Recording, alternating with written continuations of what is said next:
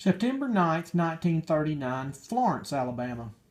Euless and his friend Dalton Parrish sat at the counter of the Bluebird Diner and patiently waited for a waitress to take their order. It was mid-afternoon on this lovely Saturday, and since the lunch crowd had gone, the dinner crowd was not due for a while.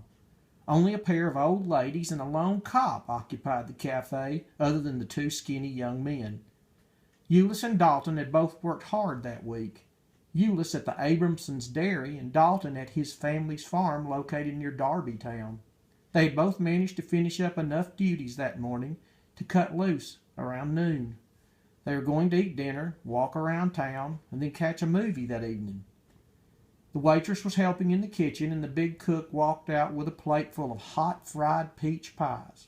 "Sybil will be out in a minute, boys," said the cook as he lifted the glass cake stand cover and replaced the empty platter with the full one. He whistled a tune as he strode back to the kitchen and waved goodbye to the departing policeman.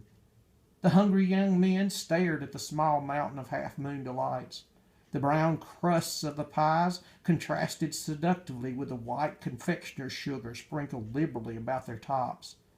Dalton grinned at Euless and then reached over and raised the cake stand cover and slipped out one of the pies. 3 bites later, and only the white spot of sugar on Dalton's nose remained as evidence. Euless chuckled and then retrieved one as well. The little ladies giggled this time, and the country boys glanced back in embarrassment. Not that much embarrassment, evidently, for when the cook and waitress emerged from the kitchen not more than a few moments later, with stacks of clean cups and glasses for the counter, they both noticed the empty cake stand at the same time and turned to Euless and Dalton. "Did you boys eat all them pies? Sybil, you better get these two a ticket started before we lose track of just how much they're going to eat."